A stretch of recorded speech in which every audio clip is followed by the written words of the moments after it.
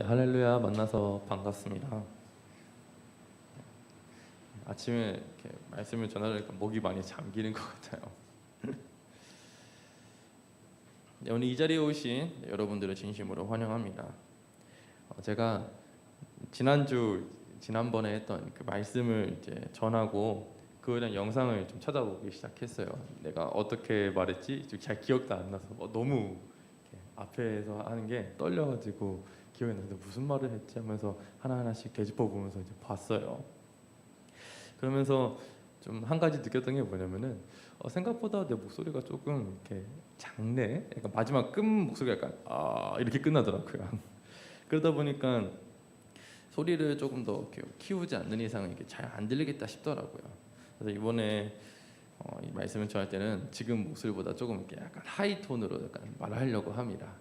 근데 또 목소리가 높아지면 높아질수록 저는 말이 되게 빨라져요. 그래서 저번에도 말씀드렸다시피 혹시 제가 말이 빨라진다 싶으시면은 자연스럽게 손을 이렇게 위로 올려주시면은 제가 말이 빠르구나라고 느끼고 천천히 다시 돌아오도록 하겠습니다. 잠시만요. 네, 된 것 같습니다.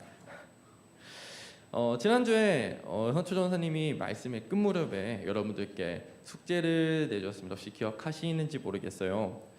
내 인생에서 가장 인상 깊었던 성경 구절 또는 그 말씀을 한번 생각해보자라고 이야기를 했었습니다.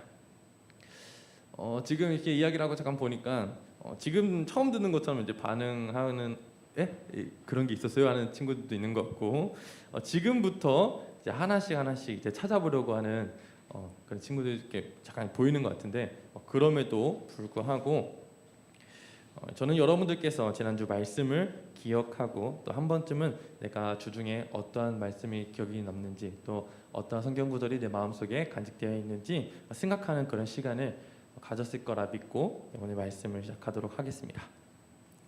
자, 오늘 말씀의 제목은 천국코인입니다. 좀 어떤 내용을 할지 혹시 기대가 좀 되시거나 또는 궁금하시지 않으신가요? 네. 여러분들께 질문 한 가지를 던지겠습니다. 가장 적은 돈으로 그것을 몇 배로 불리거나 또는 큰 돈을 만들 수 있는 방법이 무엇이 있을까요? 현실적인 방법도 되고요, 이상적인 방법도 됩니다. 무엇이 있을까요? 한번 머릿속 한번 생각해 보십시오. 그러면은 1차원적으로 드는 생각은 제 입장에서는 복권이 먼저 생각나거든요. 복권이 왜냐면은 아주 작은 돈으로 당첨만 된다면 몇십 배나 되는 큰 돈을 받을 수 있으니까요. 또 그뿐만이 아니라 생각보다 많은 분들이 주식을 사거나 또는 다른 방법을 이용해서 내가 가지고 있는 돈에서 조금 더 다양한 이익을 취할 수 있는 방법들을 생각을 합니다. 그 중에서 아까 제가 말했듯이 주식이 하나 있는데요. 이 주식이라는 이제 한 기업을 이제 보고 그 기업을 보는 그 투자자들이 그 주식을 어느 정도 사들입니다. 시간이 지남에 따라 그 기업이 성장하고 또는 그 성장이 약간 부족하게 되는 것에 따라서 나에게 이익이 되거나 또는 손해가 되는데 그만한 가치가 있는 그런 기업에서는 많은 사람들이 몰려서 그 기업의 주식이 조금씩 늘어나거나 커지는 경향도 있다고 하더라고요. 그런데 2017년 혜성같이 등장한 하나의 화폐가 또 화두가 되었습니다. 바로 여러분들이 잘 알고 계시는 바로 이 비트코인인데요. 한 번쯤 들어보셨나요, 비트코인? 자, 이 비트코인은 2009년부터 이제 시작된 이제 가상 화폐로서 암호화폐로 당시에는 이 가상화폐라는 이 개념이 생긴 지 얼마 되지 않았기 때문에 사람들이 크게 관심을 가지진 않았어요. 뉴스에도 잠깐은 나왔지만 얼마 사람들한테 금방 잊혀져 갔다고 합니다. 우리나라에서는 2014년에 이 비트코인으로 거래가 가능한 한 가게를 시작을 또 했다라고 하더라고요. 근데 여러분들 나이에서 7년 전이니까 잘 모르실 수도 있고 심지어 선생님들께서도 이야기를 처음 듣는 경우도 있으실 거라고 생각이 들어요. 그만큼 이 비트코인이라는 게 아는 사람들만 아는 소위 말해 좀 비주류 같은 그런 화폐로 이렇게 시작이 되었었는데 이제 어느 순간 이것이 크게 뉴스의 화두가 되기 시작합니다. 우리 비트코인을 통해서 내가 적은 돈으로 투자했는데 엄청나게 많이 비트코인이 성장해서 엄청나게 많은 돈을 벌었다라는 뭐 소문이 조금씩 퍼지면서 사람들이 이 비트코인을 조금씩 사기 시작하는 거예요. 비트코인을 젊은 대학생들부터 시작해서요. 많게는 주부님들까지 되게 많은 분들이 이 비트코인을 이제 하나 둘씩 사기 시작했어요. 사람들이 그 멀리일수록 그 비트코인의 그 가격은 점점 상승되기 시작했습니다. 그래서 이렇게 너도 나도 이제 그림처럼 비트코인을 사가지고 이 그래프가 이제 올라가는 거 보면서 기쁨과 슬픔을 함께 느끼다가 마지막에 정말 최고치를 찍었을 때 이 비트코인을 파는 사람들은 그러니까 승리자처럼 기쁨을 맛보고요. 이 바닥에 내려쳤을 때 파는 이렇게 후회한 사람들은 되게 팔면서 눈물을 흘렸다고 하는 그런 이야기가 많이 있었어요. 이 16년도 중순에 이 비트코인의 원래 가격이 하나당 한 50만 원 전후였다고 하는데 지금 현재 제가 이 비트코인을 알아보고 찾아보니까 지금 하나당 한 1,000만 원 정도 된다고 하더라고요. 생각보다 정말 많이 성장했다고 볼 수 있죠. 자, 오늘 말씀은 이 비트코인에 대한 이야기만 계속 하지는 않습니다. 바로 예수님의 비유 중에 이 감추인 보화를 발견한 사람과 또 값진 진주를 발견한 사람의 내용이 주된 이야기죠. 간단하게 정리하면 이렇습니다. 땅을 이렇게 빌려 그 당시 때는 땅을 이렇게 내가 돈이 없으니까 땅이 있는 지주한테 땅을 빌려서 농사를 시작하게 되는데요. 그 농부가 어느 때와 다를 바 없이 농부한테 땅을 빌려서 열심히 농사를 짓고 있었습니다. 그런데 땅을 파다가 조금 딱한 게 걸린 거예요. 뭐 그 당시 때는 나무 뿌리일 수도 있고요, 또는 돌멩이일 거라 생각하고 그것을 도려내기 위해서 열심히 괭이질을 시작합니다. 근데 완전 생각지도 못한 그것이 나오고야 말았어요. 바로 여러분들이 잘 말씀에서 보셨다시피 금은보화가 나온 것입니다. 근데 이 보물이 생각보다 이 가치가 어마어마했었던 것 같아요. 그래서 이 농부가 주변을 좌우로 둘러보고 다시 고산의 땅을 덮습니다. 그리고 자연스럽게 자기 할 일을 잘 마치고 집으로 귀가하죠. 그의 표정과 그의 마음은 어땠을 것 같나요? 지금 이 농부의 머릿속에서는 어떠한 생각이 막 이루어졌을 것 같나요? 집에서 도착해서 저녁밥을 먹거나 또는 이제 씻을 생각이 나는 것보다 아마 그 땅을 사고 내가 지금 이 돈이 얼마인데 이걸 팔고 저걸 팔고 아까 찬양했듯이 냉장고 팔고 집 팔고 하면은 기어이 그 밭을 살 수 있지 않을까라는 마음으로 기대감과 또 약간 소망감을 가지고 아마 이렇게 잠도 못 자고 그랬을 거예요. 그래서 소위 말해 우리식으로 말하면은 이 행복의 회로가 막 열심히 일을 하고 있었다는 것을 우리는 알 수 있었습니다. 또 예수님께서는 또 다른 또 비유를 하셨습니다. 이번엔 진주 상인에 대한 이야기를 하신 건데요. 이 진주를 이제 사는 이 상인은 말 그대로 진주를 찾아서 이곳저곳 막 돌아다녔습니다. 값 비싸고 가치가 있다 생각되는 것은 서슴없이 달려가서 그 진주를 사고 또 그것에 대해서 기쁨을 누리게 되었습니다. 근데 그 상인 또한 한 곳에서 매우 희귀한 진주를 발견하게 됩니다. 그는 전 재산을 다 팔아서 농부가 마치 그 재산을 다 팔아서 금은보화가 있는 그 밭을 산 것처럼 그 상인 또한 그 전 재산을 팔아서 그 진주 하나를 샀던 것이에요. 자, 오늘의 말씀은 이렇습니다. 예수님은 천국에 대한 그 비유를 계속 하고 계세요. 그 중에서 천국이라는 곳이 얼마나 그 좋은지 예수님이 이 비유를 통해서 말씀하고 있음을 알 수 있습니다. 이 농부가 농사하다가 나온 그 금은보화라든지 진주를 찾는 그 상인이 그 진주 하나를 사기 위해서 자신의 소유를 다 팔아가지고 이 사는 모습은 조금 여러분들 볼 때 상식적으로 좀 이상하게 생각할 수도 있어요.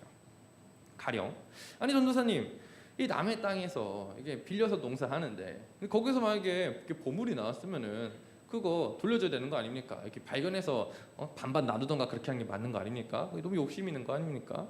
또는 진주 상인이 아무리 그 진주가 귀하다 하더라도 내가 지금 갖고 있는 거 다 털어서 그거 하나 사는 게 말이 됩니까? 라든지요. 그런데 이 예수님께서 이러한 비유를 하실 때는 그것들을 이 보화나 진주를 가지기 위해서 그들이 반응한 모습과 그것이 어떻게 행동하는가에 대한 초점을 두었음을 여러분들이 기억하시길 바랍니다. 그들이 왜 전 재산을 팔아서라도 그것들을 가지고 싶어 했을까요? 바로 지금 내가 가지고 있는 지금 재산보다 더 그만한 가치가 있었기 때문입니다.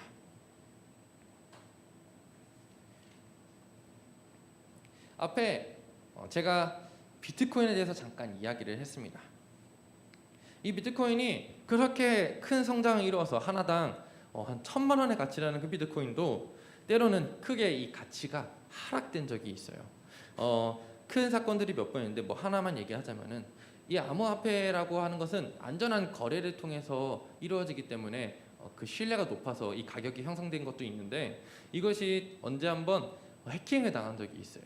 그래서 이 눈에 보이지 않는 이 가상화폐가 내가 가지고 있던 이 가상화폐 어느 순간 사라져 있다던가 또는 아무 대가도 없이 그 비트코인을 엄청 사들였던 그런 일들이 발생하면서 이 비트코인이 그런 이야기가 나오고 또 보안에 취약하다는 이야기가 나오면서 이 가치가 점점점 내려가서 언제 한 번은 한 1,000만 원대에 있던 돈이 막 갑자기 한 400만 원대 뚝뚝 떨어지던가 그런 일이 많이 발생했다고 하더라고요.